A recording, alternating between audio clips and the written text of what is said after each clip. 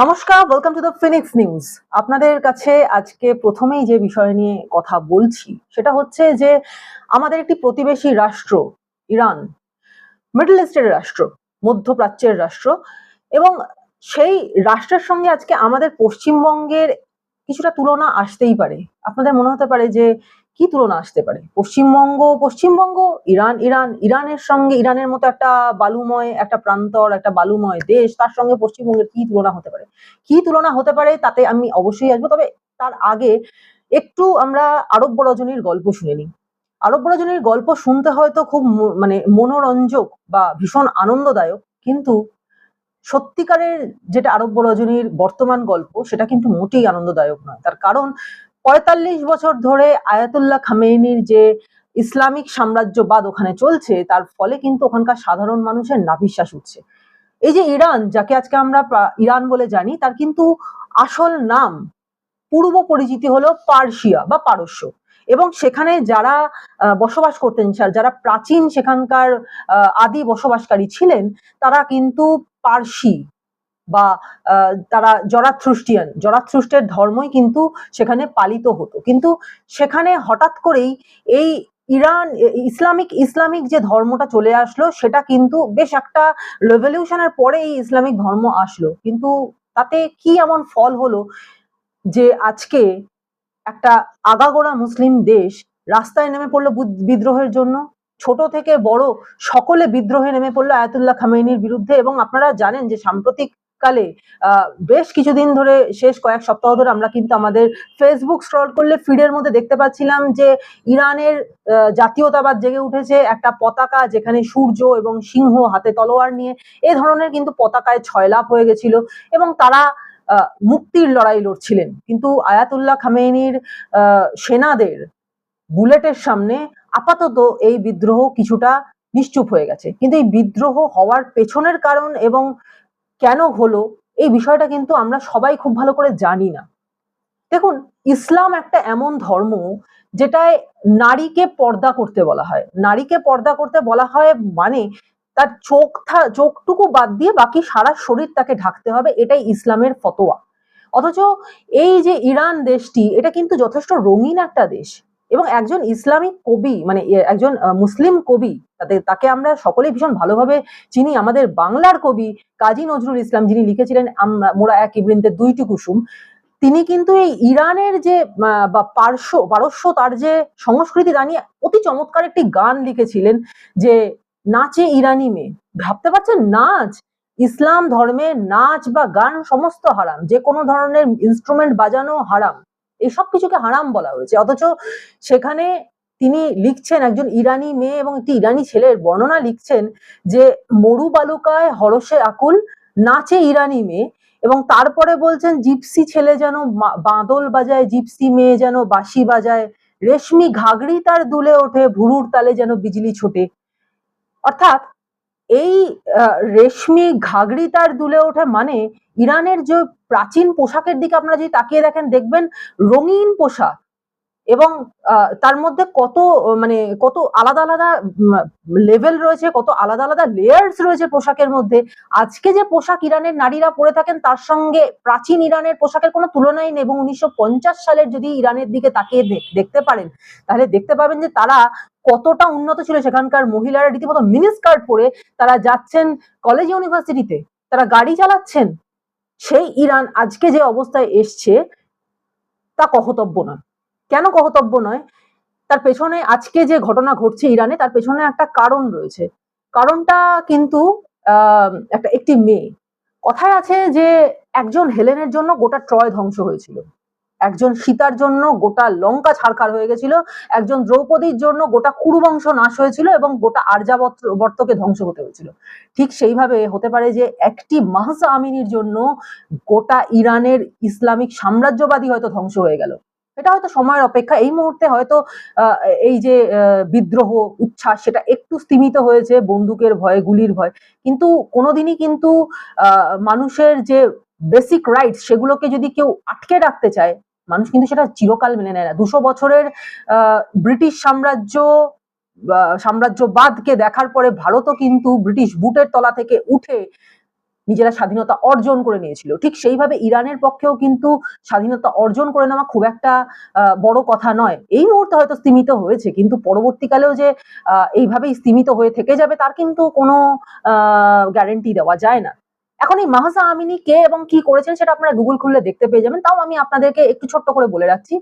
মাহসা আমিনী একজন 22 থেকে 24 বছর, 22-23 বছরের একটি মেয়ে ছিল, একটি সাধারণ মেয়ে, যিনি ইসলামিক ফতোয়া মেনে ইসলামের আচার আচরণকে অনুসরণ করে তিনি হিজাব পরেছেন। তার ভুল একটা ছিল, সেটাও হয়তো অনিচ্ছাকৃত, সেটা হলো যে ইসলামে যে পর্দা করতে হয়, অর্থাৎ যে হিজাব পরতে হয়, সেই হিজাবের বাইরে তার একটু চুল বেরিয়েছিল এবং ঠিক সেই কারণে তাকে তুলে নিয়ে যায় সেখানকার নীতি পুলিশরা এবং তাকে এমন মারধর করে যে তার মাথায় চোট লাগে, তার খুলি ফেটে যায়, ভেতরে ইন্টারনাল হ্যামারেজ হয় এবং দ্বিতীয় দিন 2022 সালের 14ই সেপ্টেম্বর মেয়েটিকে গাইডেন্স পেট্রোল থেকে তুলে নিয়ে যাওয়া হয়, তারপর অমানুষিক অত্যাচার করা হয় এবং এরপরে 16ই অক্টোবর দুদিন পরে মাহসা আমিনী মারা যান এবং সেই হলো শুরু। সেই সময় ইসলামিক এই জেহাদ বা ইসলামিক স্টেট তৈরি করা হবে, মানুষের সমস্ত অধিকার, সমস্ত বক্তব্য পেশ করার অধিকার, জানার অধিকার, এই সব কিছুকে কেড়ে নেওয়া হবে, এর বিরুদ্ধে মানুষ প্রথম মুখ খোলে। এবং 2022 সাল থেকে আজকে 2026 সাল পরপর পরপর মানে বিক্ষিপ্তভাবে কিন্তু বারবার এই বিদ্রোহ অভ্যুত্থান হয়েছে এবং আবার সেটাকে থামিয়ে দেওয়া হয়েছে, কিন্তু একেবারে কিন্তু এই আগুনটাকে নিভিয়ে দেওয়া যায়নি, বিষয়টা ছাই চাপা আগুন হয়ে রয়েছে।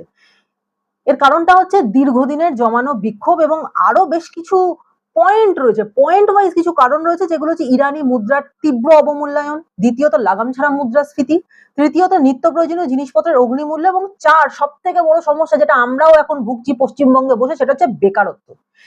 ইরানের নারীদের শিক্ষা এবং চাকরির ওপরে প্রচুর নিষেধাজ্ঞা রয়েছে। তাছাড়া দেশের মানুষের কষ্টের উপার্জন ইরানের সরকার প্রায় জোর করে ছিনিয়ে নিয়ে নাশকতাকারী সন্ত্রাসবাদী যে সমস্ত বিদেশি শক্তিগুলো, বিদেশি যে মানে সংস্থাগুলো, সন্ত্রাসবাদী সংস্থা, তাদের হাতে তুলে দিচ্ছে এবং সরকার নিজের ক্ষমতা এবং জেহাদি স্বার্থ কায়েম করার জন্যই কিন্তু এই ঘটনা বারবার ঘটিয়ে চলেছে।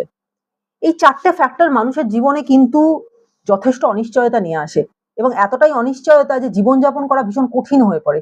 এই মানুষের যে মত প্রকাশের স্বাধীনতা এবং মৌলিক অধিকার, সেই বিষয়টাকে, সেই মর্যাদাটাকে অর্জন করার জন্যই স্বাধীনতা এবং পরিবর্তনের দাবিতে ইরানিরা আজকে আদি ধর্ম পার্সিতে ফিরে যেতে চাইছে, এই ইসলাম ধর্মকে ছেড়ে পার্সিতে ফিরে যেতে চাইছে। ইরানের রাজনৈতিক ইতিহাসের পেছনে একটা দীর্ঘ ইতিহাস আছে, সেটাও কিন্তু কম ইন্টারেস্টিং নয়, কারণ সেটা অন্য কোনো এপিসোডে না হয় আমরা আলোচনা করব, কিন্তু আপাতত আমরা ইরানের দিকে তাকালাম। এবার যদি ইরান থেকে আমরা একটু ডান দিকে সরে আসি, মানে আমরা যদি পৃথিবীর ম্যাপে ইরানটা দেখলাম, তারপর একটু ডান দিকে সরে আসলাম ভারতের দিকে, তাহলে আমরা প্রথম যে প্রবলভাবে মুসলিম একটা সাম্রাজ্য, সেটা কি দেখতে পাই? একদম আমাদের প্রতিবেশী, পাশের বাড়ির প্রতিবেশী পাকিস্তান। তো সেখানেও কিন্তু অমুসলিমদের পরিস্থিতি খুব একটা ভালো নয়। তার কারণ ওখানে উইকিপিডিয়া যদিও এটা বলছে যে পাকিস্তানের দ্বিতীয় বৃহত্তম ধর্মই নাকি হিন্দু ধর্ম, তবে ওটা ধোঁকার টাটি। মানে যদি একটু স্ট্যাটিস্টিক্স এর দিকে তাকানো যায় তাহলে দেখা যাচ্ছে যে 1998 সালের আদমশুমারি অনুযায়ী পাকিস্তানের হিন্দুরা দেশের জনসংখ্যার 1.85%, যা 25 লক্ষেরও কম। এরপর 2023 সালের আদমশুমারি অনুযায়ী পাকিস্তানে হিন্দুর সংখ্যা হচ্ছে 2.17%, একটু বেড়েছে। অথচ দেশভাগের সময় কিন্তু পাকিস্তানে হিন্দুর জনসংখ্যা ছিল মোট 20.5%। এরপর থেকে দ্রুত হারে হিন্দু জনসংখ্যা কমতে শুরু করে এবং 2026 সালে যে স্ট্যাটিস্টিক, সেটা হচ্ছে 1.6%। আপনারা ভুল শুনছেন না, 1.6, 1.6%, অত্যন্ত কম, প্রায় নগণ্য বলা চলে। আমাদের এই পাকিস্তানে এই যে আজকে হিন্দুদের প্রতি এইরকম মানে অসামান্য যে ব্যবহার, তারই ফল এটা যে জনসংখ্যা কমতে কমতে 1.6 এসে দাঁড়িয়েছে। তো এর কারণ তো খুব সহজেই অনুমান করে নেওয়া যায়, কিন্তু তাও আপনাদেরকে কিছু প্রমাণ দিই। যদি গুগল একটু সার্চ করেন তাহলে দেখতে পাবেন যে 2012 সালের 25শে ফেব্রুয়ারি পাকিস্তানের মানে সিন্ধ, যেটাকে আমরা সিন্ধু বলি, সিন্ধ প্রদেশের 19 বছরের একটি তরুণী, হিন্দু তরুণী, তার নাম রিঙ্কল কুমারী, তার মাথায় বন্দুক ঠেকিয়ে তাকে মিরপুরের মাঠেল শহরে তার বাড়ি থেকে তুলে নিয়ে যাওয়া হলো। এবং এই অপকাণ্ডটি কে করলেন না, নাভিদ শাহ নামে একজন প্রাক প্রধানমন্ত্রী, যিনি বেনজির ভুট্টো এবং তার ছেলে বিলাওয়াল ভুট্টো জারদারির মানে যে দল পাকিস্তান পিপলস পার্টি, তার মেম্বার অফ ন্যাশনাল অ্যাসেম্বলি বা পাতি, সোজা কথায় সোজা বাংলা ভাষায় সাংসদ, সেই সাংসদ মৌলভী মিয়া আব্দুল হকের তিনি ভাই, মানে তার ভাই হিসেবে তার এতখানি ক্ষমতা যে তিনি একটি হিন্দু মেয়েকে তার বাড়ি থেকে মাথায় বন্দুক ঠেকিয়ে 4 জন দুষ্কৃতীকে সঙ্গে করে নিয়ে মেয়েটিকে বাড়ি থেকে তুলে নিয়ে চলে গেলেন। এবং তারপরে সেই মেয়েটির মা বাবা তার খোঁজ করে, তার পরিবার তার খোঁজ করে, প্রথমে কোনো খোঁজ পাওয়া যায় না। তারপর বিকেলের দিকে একটি ফোন আসে, ফোন এসে মেয়েটি বলে যে সে নাকি মনে মনে অনেকদিন ধরেই ভাবছিল ইসলাম ধর্ম গ্রহণ করবে। সে তার মা বাবা পরিবার পরিজন আত্মীয় কাউকে বললো না, সে সেখানে ওই যে মৌলভী মিয়া আব্দুল হক তাকে নাকি এটা কবুল করেছে যে তার ইসলামে আসার ইচ্ছে ছিল, এবং সেই হিসেবে তাকে সেই বিকেল বেলাতেই ইসলাম ধর্মে, মানে যেদিন তাকে ধরে নিয়ে যাওয়া হলো সেদিনই তাকে বিকেল বেলায় তাকে ধর্ম পরিবর্তন করিয়ে এই যে নভিদ বলে যে তাকে ধরে নিয়ে গেল যে গুন্ডাটি, তার সঙ্গে বিয়ে দিয়ে দেওয়া হলো। এবার এই নভিদের দাদা মিয়া আব্দুল হক, যিনি মিয়া মিঠু নামেও সেখানে পরিচিত, তিনিও খুব একটা মানে ভদ্রলোক তা বলা চলে না। তার কারণ হচ্ছে যে তিনি জোর করে ধর্মান্তরীকরণ এবং মানে মানে তাকে বিয়ে করা এবং তার সঙ্গে নারী পাচার, এই সব কটা কুকীর্তির সঙ্গে তিনি যুক্ত। ভেবে দেখুন যে অ্যাসেম্বলির একজন সাংসদ, পাকিস্তানের একজন অ্যাসেম্বলির সাংসদ যিনি, তিনি এই ধরনের ভয়াবহ কাজের সঙ্গে যুক্ত। এবং রিঙ্কেলের বাবা, যিনি একজন পাকিস্তানের একজন সরকারি স্কুলের মাস্টারমশাই, তিনি বলছেন যে পাকিস্তান এই যে মিয়া মিঠু, তিনি হিন্দুদেরকেই ধরে ধরে টার্গেট করতেন, হিন্দু মেয়েদেরকে তুলে নিয়ে গিয়ে নিজেদের তার যৌনদাসী বানাতেন, নিজের সম্ভোগের লালসা মেটাতেন এবং তারপরে তাকে বিক্রি করে দিতেন। বলা বাহুল্য, রিঙ্কেল না সুবিচার পেয়েছে, না এই মিয়া মিঠুকে কোন রকম ভাবে পাকিস্তানের কোন সুপ্রিম কোর্ট বা হাইকোর্ট বা সুপ্রিম কোর্ট কেউ কোন রকম ভাবে দোষী সাব্যস্ত করেছে। সুতরাং মৌলবী সাজা পায়নি, যে অপরাধ করলো অপরাধী সাজা পেল না, বরং নিরপরাধকে সারা জীবনের জন্য একটা মানে কদর্য জীবনের মধ্যে বাস করতে বাধ্য করা হলো। তো পাকিস্তানে এইভাবেই হিন্দুর পরিমাণ কমছে। মানে ভেবে দেখুন, আমরা ভারতীয়রা যারা রাষ্ট্রপতি এপিজে আব্দুল কালামকে মানে আমাদের রাষ্ট্রপতি বলতে গেলে আমরা শ্রদ্ধায় মাথা নত করি, এবং এই ঋষিতুল্য মানুষটি হিন্দু মুসলমান নির্বিশেষে আমাদের প্রত্যেকের কাছে কিন্তু নমস্য।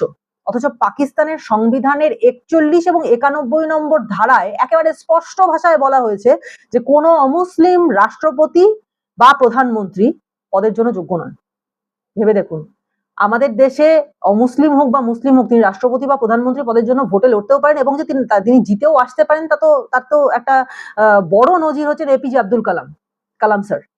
অথচ পাকিস্তানে হিন্দুদের জন্য, পাকিস্তানের দ্বিতীয় বৃহত্তম ধর্ম হচ্ছে হিন্দু, অথচ সেই ধর্মের মানুষের জন্য কোন মানে প্রধানমন্ত্রী বা রাষ্ট্রপতি পদে তারা অ্যাপ্লাই করবার, ভোটে লড়বারই উপযুক্ত নন। এবং শুধু এইটুকু নয়, এই একই নিয়মে কিন্তু পাকিস্তানও শুধু নয়, পাকিস্তানের আগে যার কথা বললাম সে ইরানও কিন্তু এই একই নিয়মে চলছে। সেখানেও কিন্তু রাষ্ট্রপতি বা প্রধানমন্ত্রী পদের জন্য উপযুক্ত তখনই তাকে ধরে নেওয়া হবে যখন তিনি একজন মুসলিম হবেন, অমুসলিম নন। কোনো অমুসলিমের জন্য সেখানে কোনো জায়গা নেই। এবং আজও কোনো হিন্দু পাকিস্তানের অর্থমন্ত্রক বা স্বরাষ্ট্র মন্ত্রক বা প্রতিরক্ষা মন্ত্রক বা বিদেশ মন্ত্রকের মতো যে শক্তিশালী মন্ত্রকগুলো, সেখানে জায়গা পান না। এখানেই শেষ নয়, ইভাকুই ট্রাস্ট বোর্ড নামে পাকিস্তানেরই একটি সংস্থা, তাদের রিপোর্টে উঠে এসেছে যে হিন্দুদের ওপর ধর্মীয় বিশ্বাসে আঘাত দেওয়ার যে কি নজির হয়েছে, তার মধ্যে একটা রিপোর্টের কথা আমি বলি। সেটা হচ্ছে যে পাকিস্তানে 365টি হিন্দু মন্দির ছিল। তার কারণ আমরা সকলেই জানি যে পাকিস্তান আজকে যেটা হয়েছে সেটা কিন্তু একটা সময় বৃহত্তর ভারতের অংশ ছিল। যখন বৈদিক যুগের ভারত ছিল তখন কিন্তু পাকিস্তান বাংলাদেশ কিছু আলাদা ছিল না। এই পাকিস্তান ভারতেরই অন্তর্গত ছিল, প্রায় আফগানিস্তান কাবুল পর্যন্ত। সম্রাট অশোকের যদি সাম্রাজ্য দেখেন তাহলে মধ্যপ্রাচ্য পর্যন্ত সম্রাট অশোকের সাম্রাজ্য ছিল, বিরাট সাম্রাজ্য। তার মধ্যে পাকিস্তান আসতোই। এবং আমরা মহাভারতের দিকে তাকালে আমরা দেখতে পাই যে গান্ধার, যেটা পেশোয়ার, পুরুষপুর, যার প্রাচীন নাম ছিল পুরুষপুর, যা আজকে পেশোয়ার পাকিস্তানের অংশ, সেই পুরুষপুর বা পেশোয়ারের মেয়ে ছিলেন গান্ধারী, যিনি কুরুবংশের কুলবধূ হয়ে এসেছিলেন। তো সুতরাং সেই পাকিস্তানে যে হিন্দু মন্দির থাকবে এটা স্বাভাবিক কথা। সেই হিন্দু মন্দিরে 365টি মন্দিরের মধ্যে 287খানা মন্দির একেবারে ভগ্নস্তূপ হয়ে পড়ে রয়েছে, এবং তার দখল নিচ্ছে কারা না, পাকিস্তানের জমি হাঙররা। এবং সেখানে সংস্কার করা তো দূরস্থ, পাকিস্তান সরকার সেদিকে ফিরে তাকাতেও ইচ্ছুক নয়। আর যদি ঘরের পাশে বাংলাদেশের দিকে তাকাই তাহলে তো বলার অপেক্ষা রাখে না যে হিন্দুদের অবস্থা দিন দিন কোন পর্যায়ে চলে যাচ্ছে, তলানিতে গিয়ে ঠেকছে। চিন্ময় কৃষ্ণ প্রভু থেকে শুরু করে চিন্ময় কৃষ্ণ প্রভু আজও বিনা বিচারে তিনি আটক হয়ে রয়েছেন। সেখান থেকে যদি শুরু করি, অন্যদিকে উৎপল সরকার, প্রণতোষ কর্মকার, যোগেশচন্দ্র রায়, তার স্ত্রী সুবর্ণা রায়, শান্তচন্দ্র দাস, দীপু চন্দ্র দাস, অমৃত মণ্ডল, ব্রজেন্দ্র বিশ্বাস, রানা প্রতাপ বৈরাগী, শরৎ চক্রবর্তী, মিঠুন সরকার, প্রলয় চাকি, লম্বা লিস্ট। এবং এদের প্রত্যেককে নৃশংসভাবে খুন করা হয়েছে। তার কারণটা কি? তার কারণ তারা হিন্দু। আজকে যদি এদের নাম যোগেশচন্দ্র রায় না হয়ে তার নাম যোগেন মিয়া হতো, বা যদি সুবর্ণা নাম রায় না হয়ে তার নাম যদি সুবর্ণা বিবি হতো, তাহলে তাদেরকে এইভাবে অকাল মৃত্যুর মুখে পড়তে হতো না। কিন্তু তাদেরকে মরতে হয়েছে তার কারণ তারা হিন্দু। এদের প্রত্যেককে নৃশংসভাবে খুন করা হয়েছে। আপনারা গুগল করলে এদের প্রত্যেকের ডিটেলস পাবেন, এবং এর চেয়েও বড় লম্বা লিস্ট পাবেন। এখনো পরপর হিন্দু হত্যা চলেই যাচ্ছে। এই যে দীপুচন্দ্র দাসের এরকম ভয়াবহ মৃত্যু হলো, তারপরে যে তাদের মধ্যে কোনো রকম চেঞ্জেস এসছে এমনটা কিন্তু নয়, পরপর মৃত্যু চলছেই। এবং ইতিমধ্যেই বাংলাদেশের ছায়ানটের মতো নামজাদা সঙ্গীত শিক্ষা কেন্দ্রকে ধ্বংস করে দেওয়া হয়েছে, এবং তারপরে আমাদের রাজ্যেও কি কি ঘটলো সেটা দেখতে পাচ্ছেন। এইবারে আমরা একটু আমাদের রাজ্যের দিকে তাকাই, যে আমাদের রাজ্যে একাধিক শিল্পী, লগ্নজিতা চক্রবর্তী থেকে অন্যান্য বিভিন্ন শিল্পী, তার মধ্যে মধুবন্তী মুখার্জি রয়েছেন, এদেরকে কীর্তনাঙ্গিকের গান তারা কেন গেয়েছেন, কেন জাগমা গেয়েছেন, কেন শ্রীকৃষ্ণ কীর্তন গেয়েছেন, তোমরা কুঞ্জ সাজাও গো আজ আমার প্রাণনাথ হাসিতে পারে, অত্যন্ত সুন্দর গান। সেই গানগুলো কেন গেয়েছেন? তাদেরকে গাইতে বারণ করা হচ্ছে এবং তাদেরকে নিদান দেওয়া হচ্ছে, এই গান গাওয়া চলবে না, সেকুলার গান গাও। এবং বিশ্ব ইজতেমার খবর করতে যাওয়া একজন হিন্দু সাংবাদিককে এই কথাও শুনতে হলো যে আপনার চুল দেখা যাচ্ছে, আপনি পর্দা করেননি কেন, আপনি হিজাব করেননি কেন, আপনি হিজাব করুন। এটা শুনতে হচ্ছে। হিন্দুদের যেটা নিজস্ব ল্যান্ড, যেটা হচ্ছে কালীক্ষেত্র বাংলা, সেখানে আজকে শুনতে হচ্ছে যে তাকে পর্দা করতে হবে, সেখানে মায়ের গান গাওয়া যাবে না, সেখানে কীর্তন গাওয়া যাবে না। তো এত কথা বলার কারণটা কি জানেন তো? এই সেকুলারিজম কথাটা না শুনতে বেশ ধারালো, বেশ ভালোও লাগে শুনতে, বেশ নিজেকে একটা বিজ্ঞ বোদ্ধা এরকম কিছু মনে হয়। কিন্তু এই সেকুলারিজমের দোহাই দিয়ে সনাতনী সংস্কৃতিকে যদি পিষে ফেলা হয়, তাহলে বাংলায় আর বাঙালির ঠাঁই হবে না। বাঙালি তখন আর থাকবে না, তখন সবই বাংলাদেশি হতে হবে। কারণ এই বাংলাটাই হিন্দু বাঙালির একমাত্র এবং শেষ হোমল্যান্ড। এবং ইসলামের আধিপত্য যেখানে, সেখানে কিন্তু অন্য ধর্মকে মাথাচাড়া দিতে দেওয়াই হয় না। তার জন্যই আমি বাংলার দিকে আসার আগে ইরানের কথা বললাম, পাকিস্তানের কথা বললাম, বাংলাদেশের কথা বললাম। তিনটেই ইসলামিক কান্ট্রি, এবং তিনটে দেশেই মানে অমুসলিমদের যে কি দুর্দশা, কি করুণ পরিস্থিতি, সেটা যদি আপনারা একটু তাকিয়ে দেখেন, গুগলের দিকে যদি একটু খবরের দিকে, সংবাদ মাধ্যমের দিকে নজর রাখেন, তাহলে বুঝতে পারবেন যে কিভাবে তাদেরকে মানে প্রেসার দিয়ে তাদেরকে শেষ করে দেওয়া হচ্ছে, তাদের নাভিশ্বাস তুলে দেওয়া হচ্ছে, তাদের জীবন জীবিকা সবকিছুকে শেষ করে দেওয়া হচ্ছে, এবং এর পরে তারা বাধ্য হচ্ছেন ইসলামে ধর্মান্তরিত হতে। মানে এইভাবে প্রেসার দিয়ে তাদেরকে ইসলামে ধর্মান্তরিতকরণ, এটাই কিন্তু তাদের চেষ্টা, একমাত্র চেষ্টা, যে পৃথিবীর যে কোনো দেশ, সব দেশকে নিজেদের করায়ত্ত করা এবং সেখানে ইসলামের আধিপত্য স্থাপন করা। সুতরাং ২৬-এর নির্বাচনে যে কি সিদ্ধান্ত আপনারা নেবেন সেটা নিজেদেরকেই বিচার করতে হবে। কারণ ভুল সিদ্ধান্ত নিলে হয়তো আমাদের মধ্যেই কাউকে মাহসা আমিনী হতে পারে, অথবা রিঙ্কল কুমারী, অথবা দীপুচন্দ্র দাস, এরকম কোনো কিছু আমাদেরকেই হতে পারে। এবং যে সমস্ত মহিলারা আজকে প্রবলভাবে সেকুলারিজমের কথা বলেন, যেসব মহিলারা আজকে মানে যাদেরকে আমরা বুদ্ধিজীবী বলে দেখে এসছি, জেনে এসছি, শুনে এসছি, তাদেরকে না হিজাব পড়তে বাধ্য করা হয়, তাদেরকে না পর্দা করতে বাধ্য করা হয়, তারা যারা নিজেদেরকে অত্যন্ত বোদ্ধা বলে ভাবেন, তারা সিগারেট খাচ্ছেন, তারা ড্রিঙ্ক করছেন, এই সব কিছুর ওপর কাঁচি চলবে। এবং ধরে রেখে দিন যে মহিলা হিসাবে আপনার সম্মান এক ফুটো করিও নয় ইসলামের কাছে। কারণ ইসলামের কাছে মহিলারা মোটেই সম্মানের বস্তু নন। যেরকম হিন্দুদের কাছে দেবীকে শক্তি হিসেবে বর্ণনা করা হয়েছে, মহিলাদের শক্তি হিসেবে বর্ণনা করা হয়েছে, হিন্দু ধর্মে যেমন মহিলাদের অত্যন্ত উচ্চ স্থান, প্রথম স্থান মহিলাদের, ঠিক সেইভাবে তার কারণটা দেখুন না, হর পার্বতী যে আমরা কথাটা বলি, কিন্তু যখন ধ্বনি দেওয়া হয় তখন বলা হয় পার্বতী পতায়ে হর হর মহাদেব, পার্বতীর পতি সেই হিসেবে তার পরিচয় হচ্ছে। অথবা রাধে কৃষ্ণ, রাধার পরে কৃষ্ণের নাম। সুতরাং মহিলাদেরকে কতখানি সম্মান হিন্দু ধর্মে দেওয়া হয় সেটা আপনারা প্রত্যেক মুহূর্তে বুঝতে পারছেন, দেখতে পাচ্ছেন, কিন্তু হয়তো বুঝতে পারছেন না। তার কারণ অন্য ধর্মে ইসলাম ধর্মের কথা বলছি, ইসলাম ধর্মে যে মহিলাদের কোন স্থান দেওয়া হয় সেই ভয়াবহতার আভাসটুকু আপনারা পাচ্ছেন না এই কলকাতায় বসে বা পশ্চিমবঙ্গে বসে। সেজন্যই আপনাদের কাছে এটুকুই বক্তব্য যে 26-এর নির্বাচন কিন্তু শেষ নির্বাচন, যেখানে আপনাদেরকে ভাবতে হবে যে আপনারা কি চান। আপনারা নিজেদের হিন্দু হিসেবে নিজেদের সভ্যতা, সংস্কৃতি, নিজেদের দুর্গাপুজো, দোল, দুর্গোৎসব, কীর্তন ইত্যাদি বাঁচিয়ে রাখতে চান, নাকি চোখটুকু শুধু খোলা রেখে বাকি সারা শরীর হিজাবে ডেকে নিজেদের সংস্কৃতিকে বিসর্জন দিয়ে, ঠিক ইরানের মতো নিজেদের সংস্কৃতি বিসর্জন দিয়ে ইসলামে ধর্মান্তরিত হতে চান, সেটা আপনাদেরকে ঠিক করতে হবে। এবং তার জন্য শেষ লড়াই হলো 26-এর লড়াই।